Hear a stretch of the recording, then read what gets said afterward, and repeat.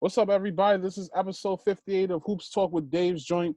Shout outs to everybody that supported us thus far with this venture. For those who haven't seen any of our episodes, go check it out on YouTube, Facebook, and IGTV. But without further ado, we have a very special guest here today, a native of the Bronx, New York, a college graduate, and now the head coach of the Woodstock Academy basketball program. He's definitely one of the most passionate coaches out there in the prep school world. When you see him on the court, you can see that, he has the talent to someday be a college coach. But let him tell you his journey. I give you Mr. Jacque Rivera. Jacque, thank you for coming on to share your testimony. Dave, brother, I appreciate you, brother. Thank you for having me. Anytime I get to see, get to spend time with you, whether it's on the road, on a podcast, on a Zoom, whatever it may be, it's always a good time. Much respect in this game. You moved up quickly. So just appreciate you for spending few minutes with me, brother. Indeed, man. We've been trying to do this for a minute now, but I'm happy we finally got to connect. Yeah. Now this was in the making the whole time. We've been trying to get this thing, this day work for you. So I'm excited to be here, Dave, because we've been watching each other for a while, right? And I think one of the things I remember very quickly is I think we got the same birthday. When's your birthday? October 14th. I'm October 17th. Okay, close. So I knew it was close. I knew it was summer. Every time my birthday comes around, I gotta tell my boy Dave, happy birthday. Yeah, man. Leave her life, baby. Leave her life.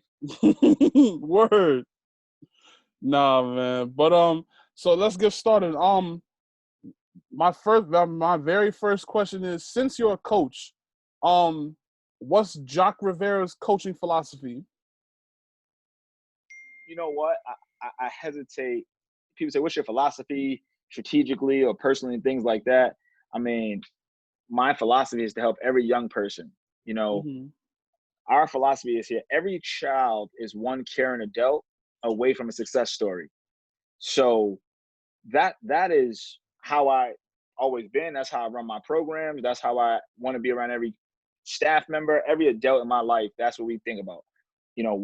Every child is one caring adult away from a success story. So as someone who's in education, who has a degree in social work and things like that, that's my philosophy. I don't care. Basketball, non-basketball, life, that's just kind of how I look at life as a whole through my whole lens. So that's kind of it. And that's kind of how we go to work every day on the playing surface. Indeed. So let's talk about your humble beginnings. When did basketball first start for you? So interesting story. So I started playing basketball relatively young. I grew up on Cedric Avenue in the Bronx, New York, as you mentioned, along the service road to the Major Deacon Highway. So if you're familiar with Fordham Road, River Park Towers, Roberto Clemente State Park, that whole area, which I don't know how old you are, Dave, but I don't know if you remember the Citywide League. I know of it. Yeah, it's I never got to really see it in its heyday. Good times. So I grew up in that part, playing at Roberto Clemente State Park. And as I grew older, my mom would let me travel a little bit further. That's kind of when I started to learn about scan, gauchos, obviously. So I grew up in that part of the Bronx, the South Bronx, Cedric Avenue, where KRS-One is from. A lot of people, the home of hip hop, baby. Right. And then from there, I actually graduated from middle school, played for my middle school team, and then I went to Theodore Roosevelt High School. I started at Taft, transferred to Roosevelt High School freshman year, and then from Roosevelt, I went to a school called Banana Kelly. From Banana Kelly, I moved to Wings Academy. The year I moved to Wings Academy, they had put a new rule in that you can't transfer public to public and play. So I fell victim to that. And I played 2 years at Wings Academy for Tony Bergeron. Then I went off to play at a small Division III school called Elms College, which is in Massachusetts. And I've been in Mass since 2005 when I went off to college. Now in Connecticut, though. Mm-hmm. So before we go into all of that, talk about growing up in the hybrid section of the Bronx, and what's the basketball culture like in that borough? Well, I mean, when you think about where I grew up, you got to think it's very connected. The Bronx is very connected to Harlem. So from my high rise, if I was in the right apartment, you can basically see to 155th. I have family in Polo Ground, so you talk about that. There was a tournament in the hybrid section called Peligro, which was a huge tournament. It was kind of like Dykeman before Dykeman. Mm-hmm. Anyone who knows that Spanish culture, it was kind of like that. And as I mentioned, citywide, out of Roberto Clemente, River Park Towers has produced a ton of good players. Anyone back in the day would know all about River Park Towers. And then you go the other way. I grew up on 174. If you go further downtown, you got the Gauchos. So it was kind of like it was a lot. And then you travel up. When you travel a little bit further north, you had a tournament called UDC, which was a classic. You go up to Gun Hill, they had their own set of players. So and then Fordham Road and all of that. So it was really a condensed area with a lot of talent in the Bronx. So I mean, Highbridge. A lot of people know about it for Highbridge, the label, obviously, but you guys have a whole lot of basketball players that have come from that area too. Most recently Jalen Murray, but you guys go back even further than that. Walter Berry, who played at St. John's, Yeah. Tony Childs, who was once a college coach and is also an Ivy League graduate from Columbia University. Talk about basketball in that particular area. Well, I think that I think when you grow up in that particular area, you're also close to Jersey. So you get to go over the bridge and play a little bit too. You can cross right over to Inglewood. You can come back.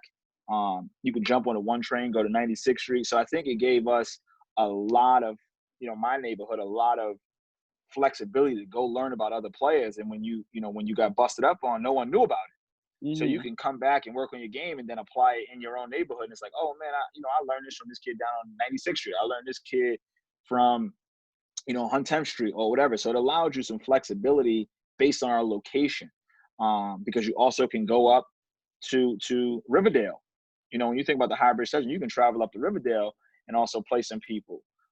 So it allowed you a lot of flexibility to be able to go play a lot of people. And I think that's kind of how, obviously, we got some famous rappers and things like that. So I think people know about that stuff, but it's also, there's a ton of talent. I mean, even when you look there now, there's still talent coming out that section of the Bronx. As I mentioned, Team Scan started in that same section, which is now PSA Cardinals and arguably one of the best AAU programs in the country. So shout out to those guys. But I think that whole section, when you think about University Avenue, Fordham Road, so there's a lot of talent in that area. So you basically grew up the hill from Yankee Stadium. How often did you go to Yankees games as a youth? So I grew up in 1600 Cedric Avenue from the rooftop of my apartment building. Don't tell anyone this, Dave. I shouldn't have been on the roof, but you could see inside of the old Yankee Stadium. Oh, my wow. apartment building was about 26 stories. So you could see inside of the old Yankee. Not a great view, but you could see inside of the old stadium. Right. My grandfather, may he rest in peace, was a huge Yankee fan. I mean, they are the best team in baseball, most championships and things like that. I think the closest I've come to Mariano Rivera, no relation to me, actually lived in the apartment building that I lived in. So that was pretty cool. But I probably went to one game a year. That's crazy. I know you used to see Mariano Rivera in the neighborhood. Was it all the like time during the early days? It was right in the early part of his career, but he was starting to trend upward. Because where we live, there's only 3 traffic lights between Yankee Stadium and my apartment building. And that's because it's right along the service road. So when people didn't want to get on, 87 because it was traffic, the Major Deacon, you can take the service road. So it was really cool. So as a kid, did you play with Scan? I did not. I did Mm. not. I did not. So my stepfather actually ran a small AAU program. Um, he ran. I hesitate to call it AAU. It was kind of like a neighborhood team. I played for my neighborhood team. If I had to pick one team that I played for, I played for Bingo. So there was a team called Bingo All Stars. Bingo's like a dad to me. Yes, Bingo shout All out to Stars. Bingo. Shout out to Bingo, the Godfather. So I played for Bingo the duration of my life. He was the program director at the Southeast Bronx Neighborhood Center over in Forest Projects. Right. So I basically spent the duration of my life playing for him. That's what's up, man. I know Bingo's All Stars. They used to be one of the biggest teams. Even when Bingo was coaching for Riverside and Metro Hawks, he still had his own little program, and they sent a lot of kids to college. They did a lot of big things over the years, and Bingo's still doing some good things with the youth. You know, now that he's completely stepped away from street ball. Nah, that's that. Listen, Bingo is the man. You hear me? Like, He cares is. about young people. Never switched up. He was a huge part of my development. I mean, I owe him. I wouldn't be who I am today without him. So, major big ups to him, um, and all of that good stuff, man. So he just cares about kids. I mean, like, he took me under his wing. You look at the people he's had under his wing; it's just endless. Obviously, he is a big. Obviously, he was on those Riverside teams that had Anthony Glover, Eric Barkley, all those good teams. Him, Thurman player, but Bingo is the one who actually gave me a chance on his teams and looked out for me like a son. Right. So let's talk about high school now. So what was the first school you went to? I started at Taft. Because that was my zone school. Mm-hmm. And I don't know if people notice, but Taft doesn't have the most reputable academic program. Oh, I know. um, But that's a so lot of so schools in the Bronx anyway. yeah, they didn't have the best. They didn't have the best academic programs, things like that. I grew up in a single parent household with just my mom and two brothers. So my mom did the very, very best she could. Um, so from I went to my zone school like a lot of people. Right. And my mom quickly learned that wasn't for me. Unfortunately, fortunately and unfortunately, because I didn't get to go to school with a lot of my buddies, but fortunately for me, I was able to transfer out. We knew a guy named Mr. McDonald, who was the assistant principal at Theodore Roosevelt. Roosevelt has some good teams. So I was like, what schools in the Bronx? That's good. And Ed Barrios and people like that who went to Roosevelt. So they were good, when I back in the early 2000s. And I knew the basketball coach. So he's come over here, play for me, this, that, and that. So I did that. And then from there, I transferred to Banana Kelly. I'm not sure if you're familiar with it. Banana Kelly is a Yeah, I know small about school. Banana Kelly. Right there Small. on like Prospect Avenue, right? Yep. They didn't have a team because they were so small. Mm-hmm. So I go there for my sophomore year. They don't got a team, but I mean, unbelievable academics though. Like unbelievable academic school, really small classrooms. So it was great. It was great. Spent there, but I was starting to get the itch because I started playing more like street ball. And then I started playing in tournaments like Pro Styles. I don't know if you remember Pro Styles that used Yeah, to I be heard held of it. over at Bronx. So, summer leagues was a big deal. So I started playing all summer. Um, uh, Helen Diane Foster tournament. It was a bunch of tournaments, So I started playing more ball. And that's when I was like, I want to play in high school. I meet Coach Bergeron through Bingo.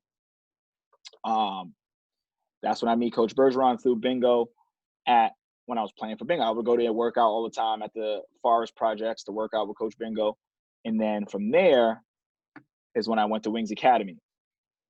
Didn't play my sophomore year because of that rule. And then I played junior and senior year. Sophomore year we went to the Class B finals. We lost them Monroe High School. My boy Michael Glover got a tip in at the buzzer. So that was a good time.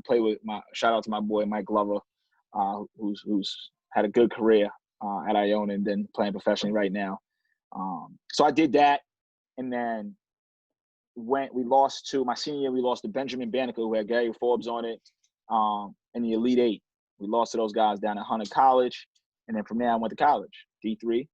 Proud Division III player, baby. Proud of it. So before we get into the college part, so you transferred like through your sophomore year, you had already been at 4 high schools? Enrolled at Taft for about 2 weeks. Mom's was like, yo, this ain't for you. Yee. Went to Roosevelt. I mean, those schools are ginormous then, right? Like you see these Right. schools now. That's Taft. I think Taft at that time had about 5,000 kids in it. I mean, John F. Kennedy. So my mom was like, yo, we ain't doing that.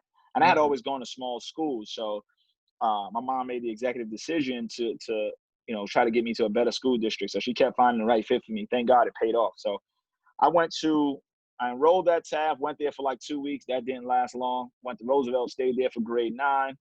Got out of Roosevelt to go to Banana Kelly. Did half of a year at Banana Kelly. From there, transferred to Wings Academy. Sorry. Wow. Think about the name of my high school for a second. You had quite a journey. So what was it like? Actually, shout outs to Coach Bergeron. He was one of my guests recently. So what was it like playing for him? I think he's getting old. You can tell him I said that too, Dave. So I know he's on the podcast. You can tell him he's getting old. He's gonna see this anyway. Because like I tell him all the time, when I played against him, he let his players get away with a lot more. But when I played for him, he was tough on me. Coach Bergeron is a very good coach, and I know people say, "Oh, you just say that because you played for him." Nah, he's actually. I mean, when you look at his history, Dave, how could you say someone's not a good coach? I think that he's moved around from different institutions and had success at all of them. Right? That says a lot about a person's abilities. That says a lot about a person's character, because kids want to go with him. But when you date back to his times at Wings Academy, I mean, USA Today top 25 in the country, top 5 in the country. They go 31-1 with the guys like Jamie Harris, who went to Drexel, Joshua Spivey, Andre Tava, Rasheem Jenkins, James Carl, who went to the. So when you look at that, that's the public sector. He moves on from there to go to the private sector, independent school, has success at American Christian with Tyreek Evans, Momo Jones, has success there, goes to a public school, wins a sectional title. So it's not like, you get to a school and you have success and you stay there for 30 years, which that's fine too, but he's had success at a number of stops. So, playing for him was a gift. I learned a lot from him. I learned a lot, both athletically, personally. Obviously, I got an opportunity to watch him be a dad to a lot of kids and fill that role. So it was really cool. On the court, he held you accountable. So it was really a gift. So what was your collegiate recruitment like in high school? Coming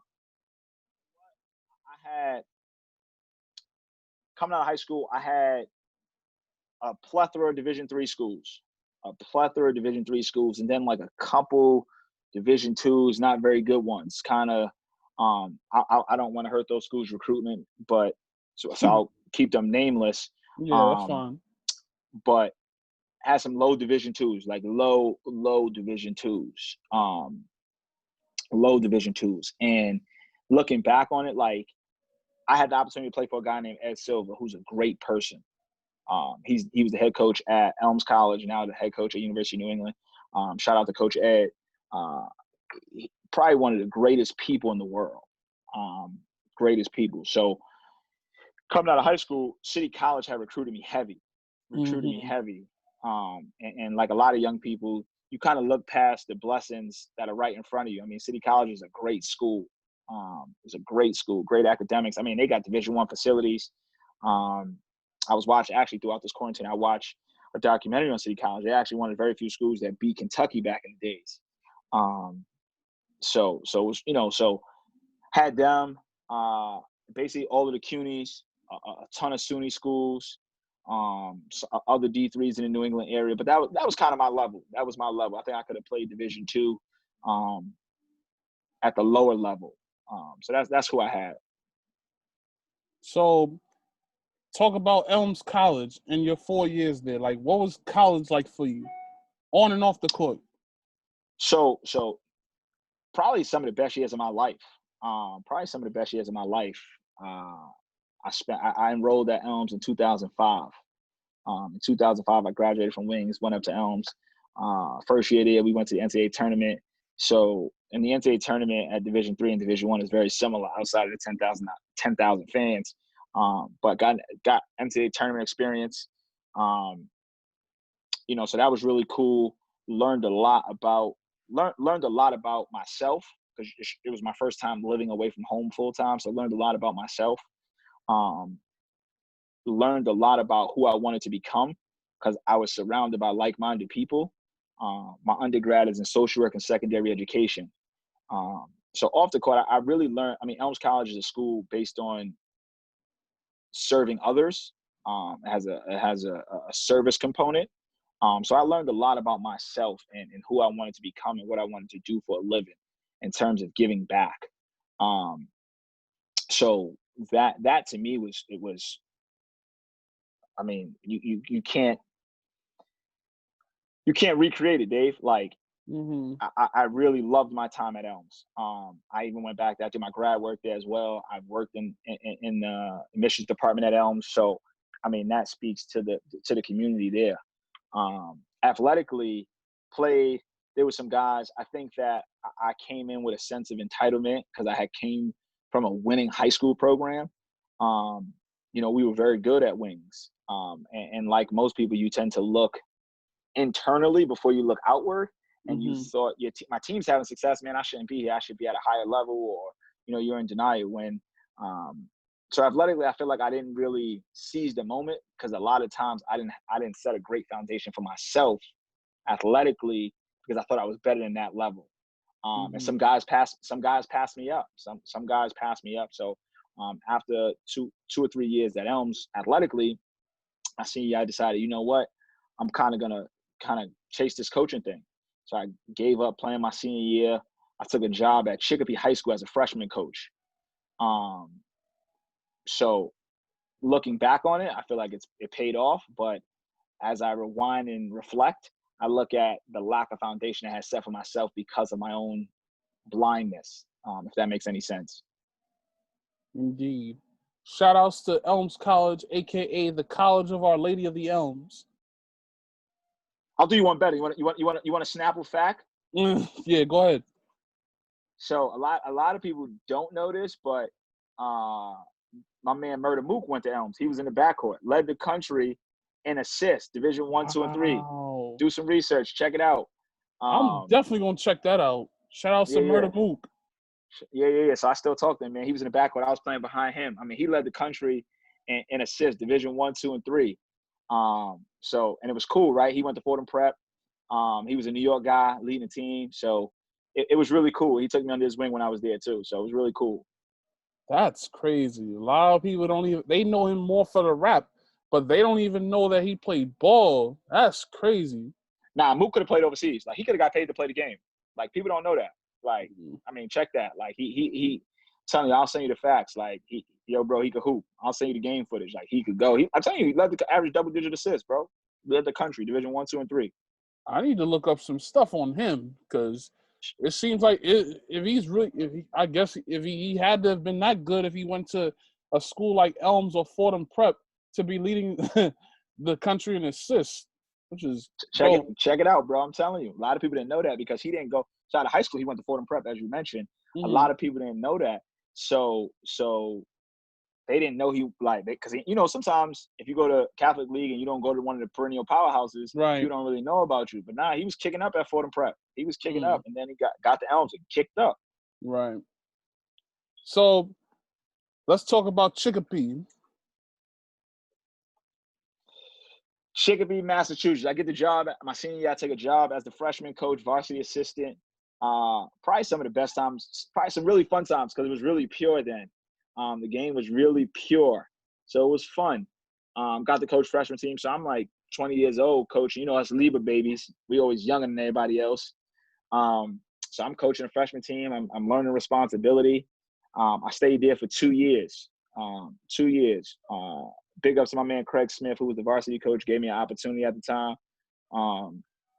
And I think they gave me an opportunity to get on the court and start working on some of the stuff that I thought worked that I later learned didn't work. Because when you just get in this business, you think you know more than the people that's actually in the business. But it was really fun. That it was fun to be a freshman coach, because you're watching that maturation process for young people. They're coming in from middle school. They're learning a lot about themselves. So, everything is so pure. It's beautiful. Yeah, man. That's what's up. So you then went to Springfield Central? Yeah. So from Chicopee High School, I went to Springfield Central High School, which Travis Best went. There's some other good players that came out of Springfield Central High School. Shout out to Mike LeBrie, who was the head coach there. Mike LeBrie actually just got nominated. He got inducted into the Massachusetts Hall of Fame. He actually was at Chicopee High School for 25 years, and then spent some time at AIC as the head coach, and then went back to coach at Springfield Central. Over 400 wins or something like that. Had been in this industry for a long time, so retired now. But then I was over at Springfield Central for 2 years, where I also was the freshman coach as well for 2 seasons, and varsity assistant. That's what's up. Then you went to Dean Tech. Yeah, so Dean Tech it's interesting, Dave, right? So I was 23 years old when I got that job, which is kind of unheard of, right? You don't hear about guys who are 23 getting head coaching jobs. Right. So Dean Tech is now closed and defunct, unfortunately, but it's in Holyoke, Massachusetts.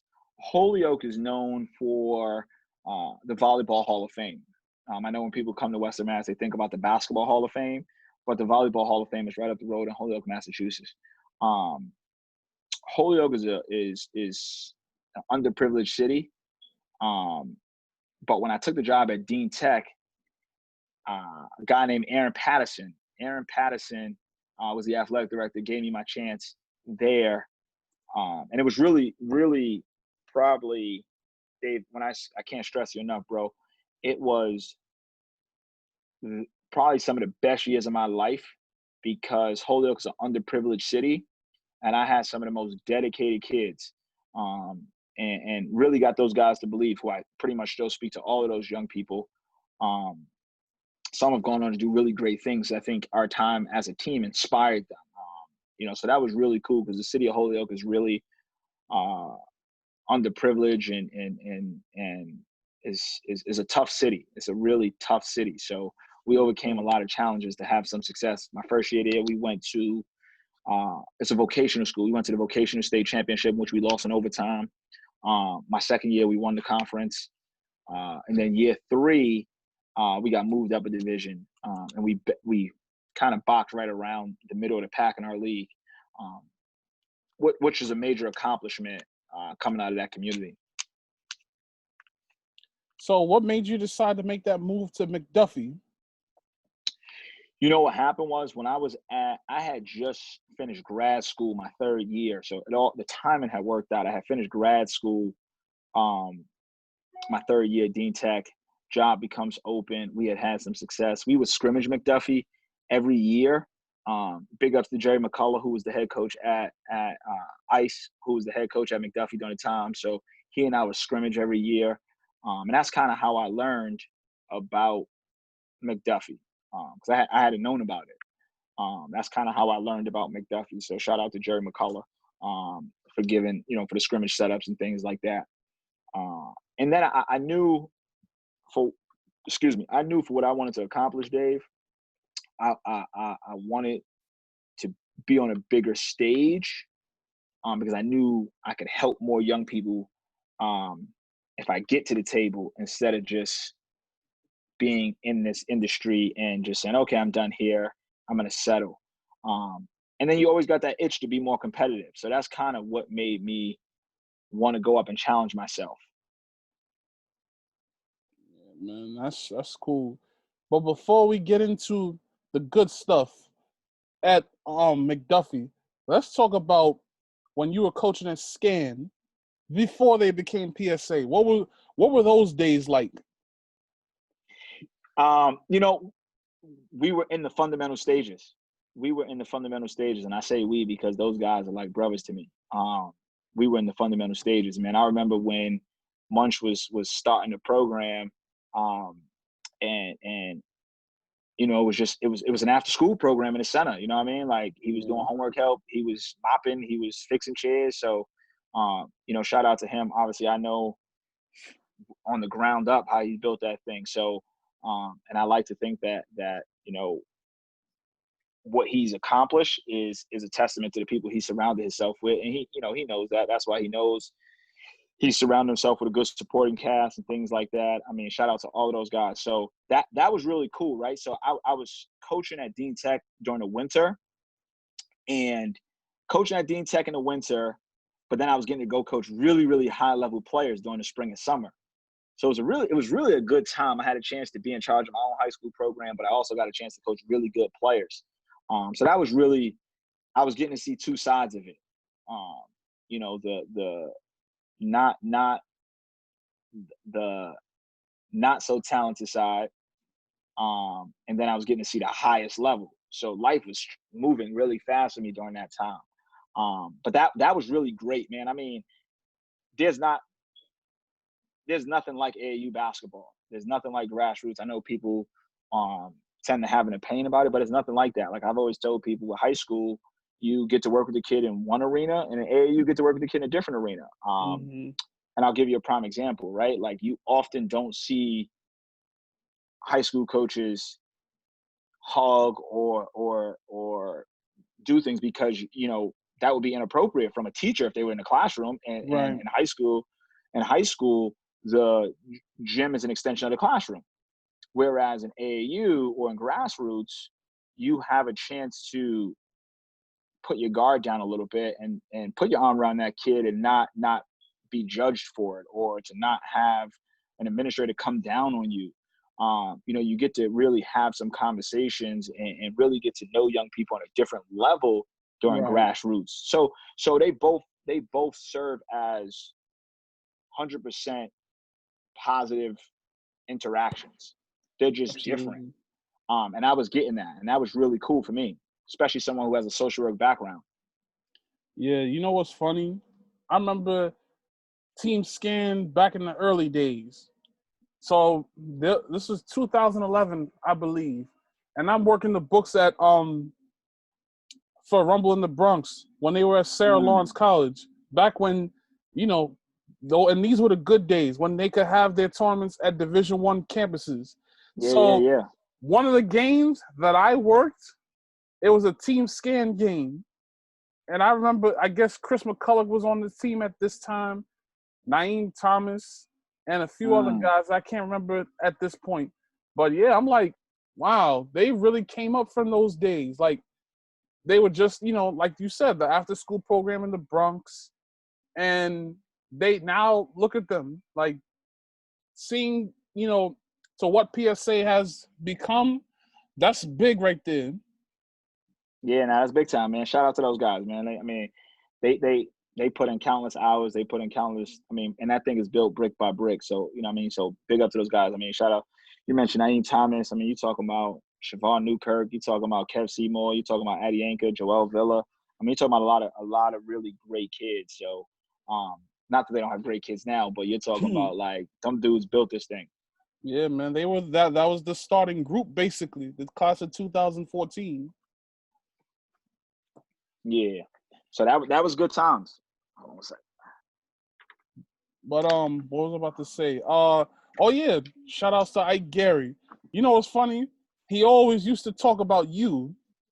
He always said that you, basically in so many words, he basically labeled you as a coaching genius. What's the saying, Dave? Believe none of what you hear and half of what you see. As you're getting to know, so Ike, shout out to my man Ike. I appreciate the compliments. You know, thank you for thinking of me, but I'm just a small. As you're learning, I'm just a little black boy from the Bronx, bro. I'm just a little black boy from the Bronx. You know what I mean? Like I try not to. It's no other way to put it, man. There's no difference between me, you, Ike or anyone else for that matter. You know what I mean? Like I look at every person with fear. So while he might think that, I appreciate that. If I got anything basketball wise or life wise that he could use, he got my number, and that goes to anybody. You know what I mean? Call me anytime. Yeah, man.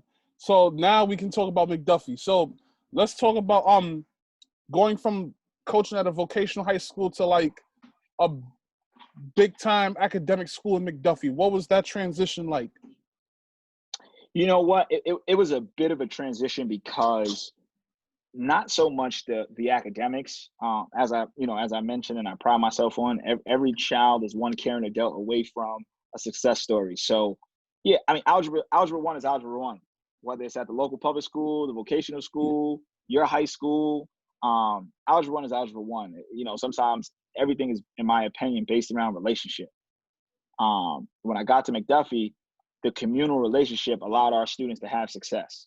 The community, you know, it was the first time I went from saying, all right, at 3:00, our kids go home and they have to go back to their normal lives. This 2-hour practice, they were able to be in one space, but now they go back to their normal lives. Where at McDuffie or boarding school for that matter, that security and that safety blanket is around you the entire time. You know what I'm saying? Like, so that was really what I think really allowed my transition to be a smooth one, because it was such a communal environment. That's cool.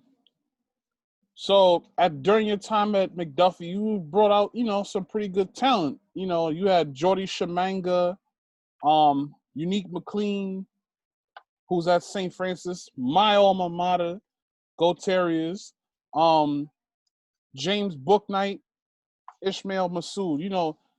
How was it, coaching each of those guys? I mean, they'll tell you, like, coaching those guys is no different than coaching a Division III player. I mean, I mean, those guys will tell you that for me, our entire program was based around, like it is today, around responsibility and accountability. You know what I mean? Like that is what our program and what we base everything on: self-responsibility and accountability.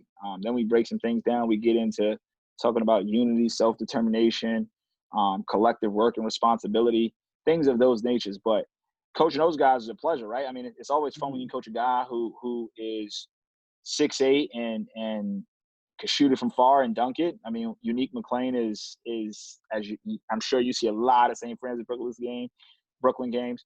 I mean, kids got a 40+ inch vertical leap, 6'5", 6'6" wingspan. So that, of course, those things are fun when you could execute some of the things you draw up in your head, and they can go out and do it with their natural abilities. That's always fun. But it's exactly the same for me as it would be coaching 3 kids who are 5'8" and have to play center. Because this for me is about developing young people. Absolutely. And also Brad Calipari, the son of Coach Cal, is also one of your alums. Like, what was it like coaching him? You know what, Brad, I'll tell you this, Dave. Brad is probably, and anybody that knows Brad's probably one of the hardest workers that I mean, you go to any of his social media sites, you go to any of his stuff, he will tell you, I mean, he won't tell you, but you'll see, because people be telling you how hard of a worker he is. You know what I mean? Like, when Brad came to us, I think people was like, oh, that's Coach Cal's son. That's Coach Cal's son. If you know anything about Coach Cal or Brad or their family, they are all successful in their own right.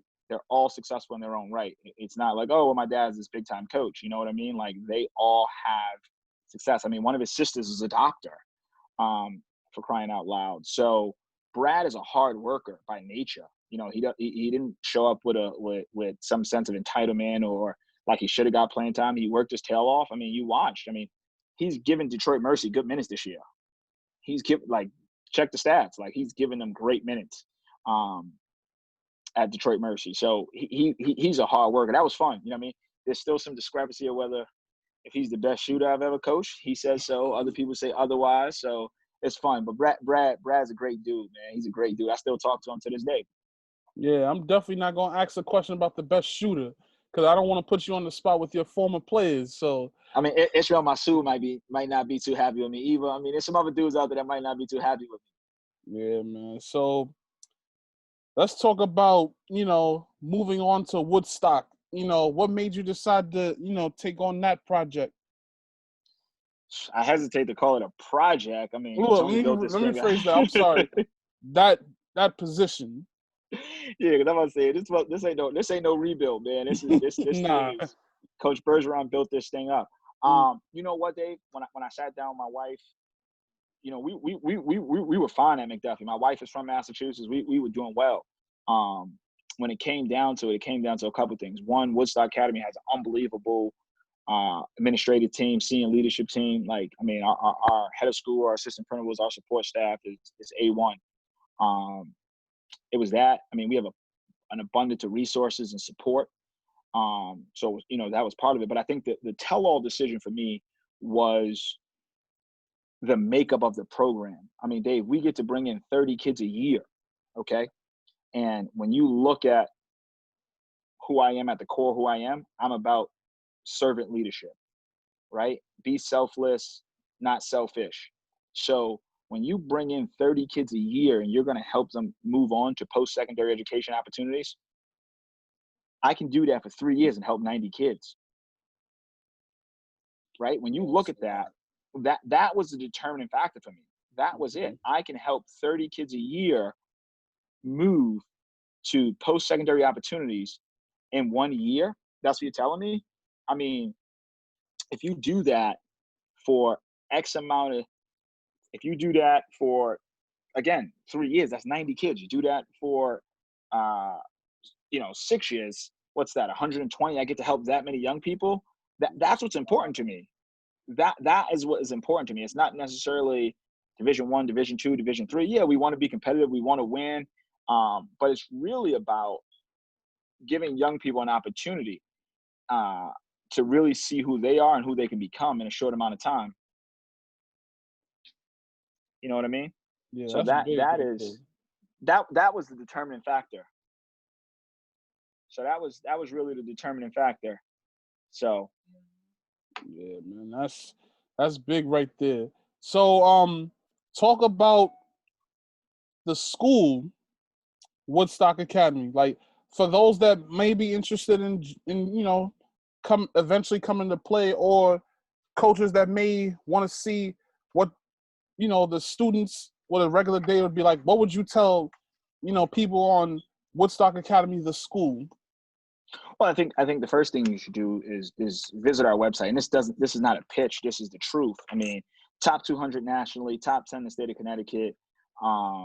Like, when you look at, we have over 500 courses we offer, Dave. Like, when you look at, we enroll 1,200 students. We're a little different than our traditional independent school that just enrolls, say, 300 kids. And not saying anything's wrong with that, but when you look at us, we're a student first entity. The kids come first, in every facet. I mean, you look at our headmaster, our associate head, our kids come first. Our student teacher ratio, so it is 14-1. I mean, when you look at it, we not only have a large enrollment, but we have the faculty and support to go along with it. I mean, you can come to our school and take a music production class. You can come to our school and take a cooking class. You can come to our school and do financial literacy. You can do pretty much anything you want when you look at our school. We have the resources to do it. Yeah, man, that's big. So, talk about, last season with your gold team, I believe it is. Yep. So we finished 30-8. We finished 30-8. We lost in the second round of national tournament. So I would say, in the eyes of everyone, that's a down year for us. We like to think like UCLA, national championship or bust, not just Final Four. So, I mean, but when you look at it, not just speaking about the gold kids, we batted 28 for 30 with kids going to college. 28 for 30. I mean, Dave, I'll share the list with you, right? Kids range from, I mean, people talk about the kids that are going to UMass. But what about Nashawn Battle, who got a full ride to St. Mike's, who is going to study medicine? What about Josh Davis, who got a 1,500 on his SAT? People talk about the athletes, but because that's what they want to talk about. But the reality is there's a plethora of kids in our program who are going to do great things. I mean, 28 for 30, all going on to post-secondary options and to play hoop. That's true. That's big right there. So, I mean, name some of the schools that some of your players have gone on to. We got Lawrence Foreman, who is headed off to Rider University, actually there for summer school, session 2 right now. You got Hakan West, who's headed to Keene State. Vondre Chase out of Boston is headed to Concordia University, D2. Obviously, Ronnie, DeAndre, Kyra McCoy all headed to UMass. David Jones, who came to us from West Coast Elite, is headed to Sacramento State. You got Josh Davis, who's headed off to Oklahoma. Quentin McElroy is going to West Georgia University. Who else? We got Noel is going to Montgomery Community College. Noel Scott, who also came to us from West Coast Elite. So, I mean, there's a plethora. I mean, that's big. Free education is key because, these education rates, what I'm saying? Like, student loans are crazy. I wish my student loans could get canceled out, and I'm sure you wish that your student loans could be canceled out too. But then again, it's like my student loans, when I tell them the exact amount, that I owe for college, they say, "Oh, it's not that bad," because they say, because I think it was a couple of days ago, I seen something on Twitter, some person owed like $300,000. I'm like, yo. So I'm thinking about it like, this person must have gone on to grad school. So chances are, they incurred even more and more and more debt that they will never be able to pay back. For me, I think about it like, it'll be years for me to pay it back, but I know that I'll at least be able to pay it back and still be able to live. But, some people just aren't as fortunate. What do you tell, your players about financial literacy? Well, I think it depends on the level in which you're going to, right? Because those conversations are a lot different. When you got some of our scholarship athletes, regardless of Division 1, 2, and they're getting their Pell Grant back, are they misusing it? Are they investing? Did they join a SUSU and put into a money pot that they can get some money back on small investments? So those are the kind of conversations we're having with guys who are getting free education. Just because you're getting free education doesn't necessarily mean you can't invest. Doesn't mean that it stops there. Take that Pell Grant and use it for this. Or, hey, you know what? The oldest trick in the book, go be a dorm parent. If you're at Division 3, go be a residential advisor so you can get your room and board paid for. You know what I mean? Like, don't be afraid after graduation from college to sit down and be a student assistant, so that way you can get those 6 credits towards a master's degree. So the conversations, they change. But one of the first things we tell every kid when they come on campus is, give me $1. And they go, for what? For what? I said, give me $20. They say, for what? Why? What you gonna do with it? I said, well, that's the same thing you're asking a coach, or you're asking someone to give you something. One of the biggest conversations we had with a lot of our guys this year was about interest, right? Getting a loan is just one piece.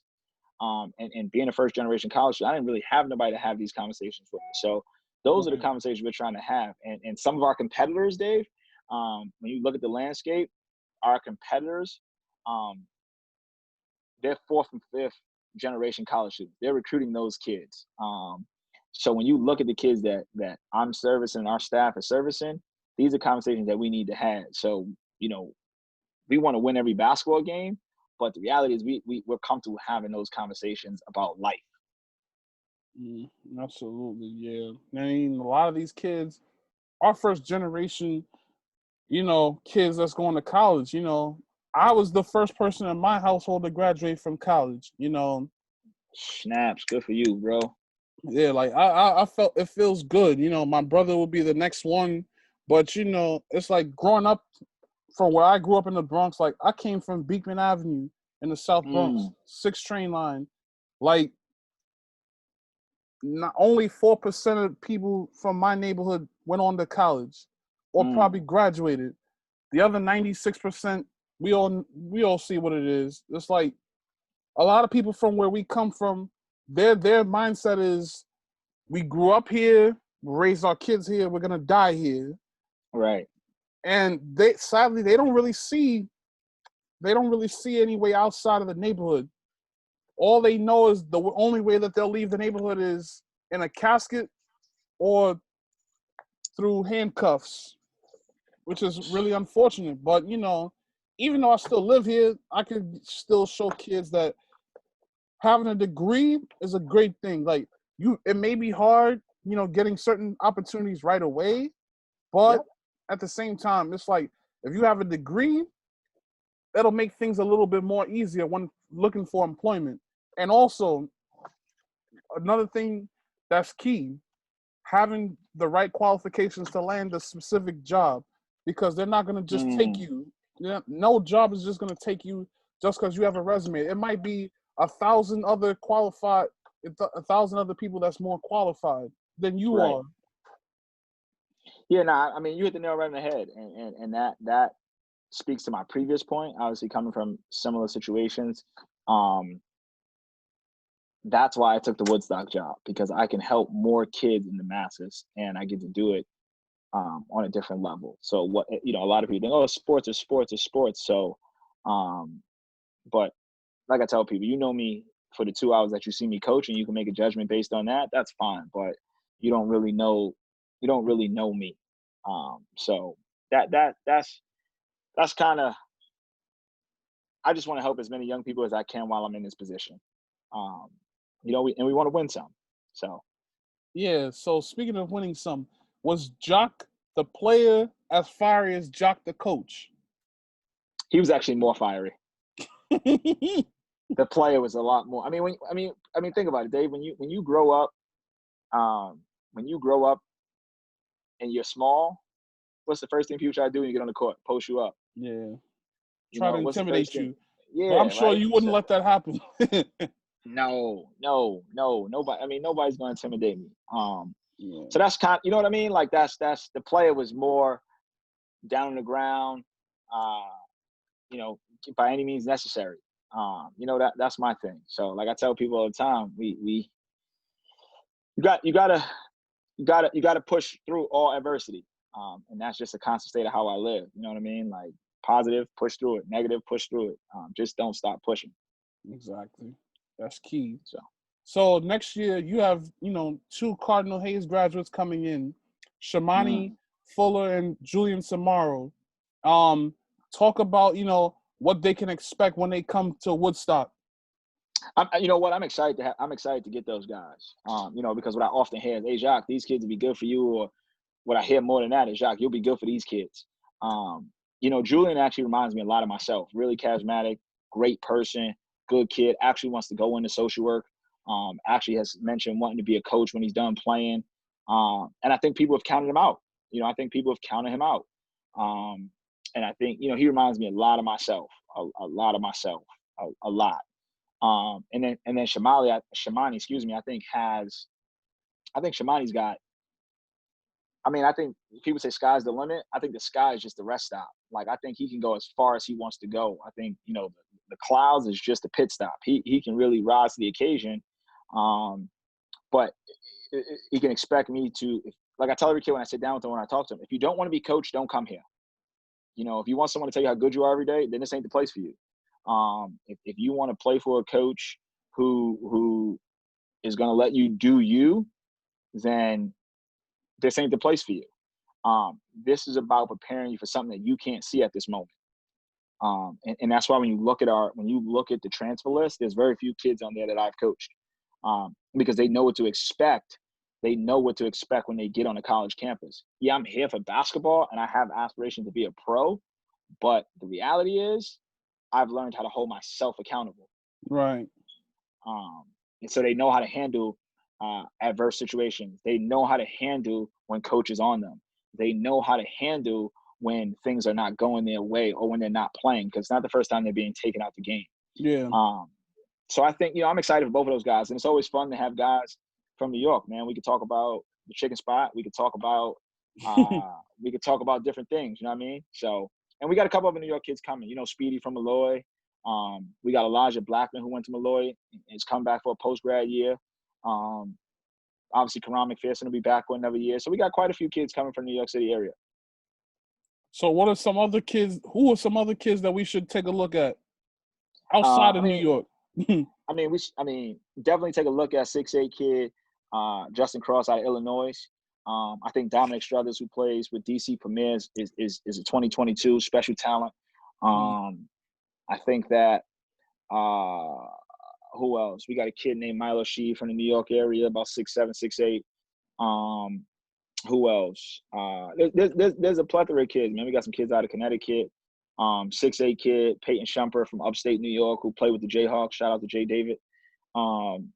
So we got quite a few kids, man. We got quite a few kids. My man Deshaun Gittins from Hartford. So we got quite a few kids, man. It should be a fun year. Now let's talk about basketball in the New England area. The Knapsack. What's that like for people that may or may not know about it? Well, I think that likes or dislikes, there's a gentleman's agreement amongst New England prep coaches.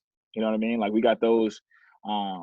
We don't all get along, but there's somewhat of a gentleman's agreement that we pour resources into our program, and let's play. And I think we don't pretend to be who we're not. We all say we take fifth-year kids or we take reclassified kids. It's not like we say, oh, this kid repeated when he was 7 years old, but he's the same age as the post-grad kid, but he's in 10th grade. Like, I can't play you. You know what I mean? Like, we all own who we are and say we take fifth-year kids, we take reclass kids. Like, that's who we are. So I think that's a pretty cool up here that we have this gentleman's agreement. You making it sound like the old Big East.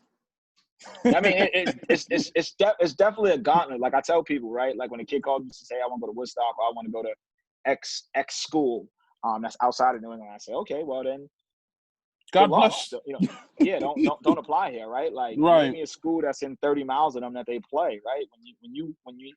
We all up here decide our kids are gonna live at our schools and we're gonna do this. It's the battlegrounds, you know what I mean? So it's fun. It's fun. Absolutely, man. That's big right there. So this is one of my favorite questions to ask before I lead up to the final question. So, if you could go back to 2005, what would you tell Jacque at 18? If I can go, that's a good question. If I can go back, I probably would tell myself to not take student loans, Dave. That's probably the advice I would say. I probably would tell. Are we speaking personally, academically, athletically? What are we talking? All of those. Just you at that time. I mean, me at 18, I probably would have told athletically. I'd have told myself, don't big time any school, right? Like, and not that I had room to big time anybody, but I would not have turned up my nose to the local schools in New York area. I think I undervalued going to a school like a Lehman College and living at home and not taking out so much debt. I think I undervalued that. So from an athletic standpoint, I would have not.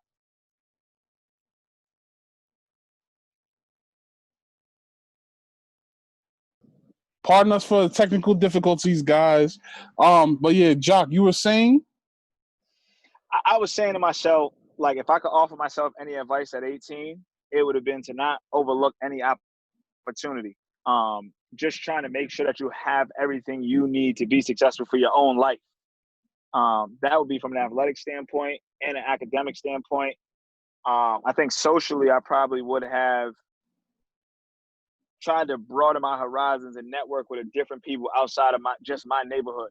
Because I think that's frowned upon when it comes to young people. Like, thinking, oh, I can't be friends with that person, or I can't be friends with that person. But one of the things I tell our kids all the time now, your network is your net worth. So always try to use opportunities when you come on a campus or you interact with other people. That you're interviewing all the time. Indeed. So final question. What's next in the future for Jacque Rivera and the Woodstock Centaurs? Well, I think the next thing for us is athletically. I think we want to make sure that we continue to give kids a very realistic and viable option at the next level, regardless of playing level. Just making sure that we're giving every kid undivided attention. I think from a personal standpoint, the next milestone in my life is to try to see if we can get to that final game of the year, man. That athletically, see if we can get to the final game of the year. But personally, the next thing for me personally is to just continue to stay humble and stay true to who I am, and that's an everyday challenge. Indeed. Jacque, thank you for coming on to share your testimony, and I wish you nothing but the best moving forward at Woodstock. Dave, I appreciate you, brother. Hope you can come and see me pretty soon, man. Come check us. Of course, I'm definitely going to be in Connecticut in November. Yeah, come see us, brother, and keep grinding, my man. Absolutely. As everybody, shout outs to Jacque for coming on to share his testimony. This is episode 58 of Hoops Talk with Dave's Joint. For those from the Bronx, Scan, McDuffie, and Woodstock, definitely check out this interview on YouTube, Facebook, and IGTV. Everybody stay safe, stay blessed. Peace. Take care, Dave.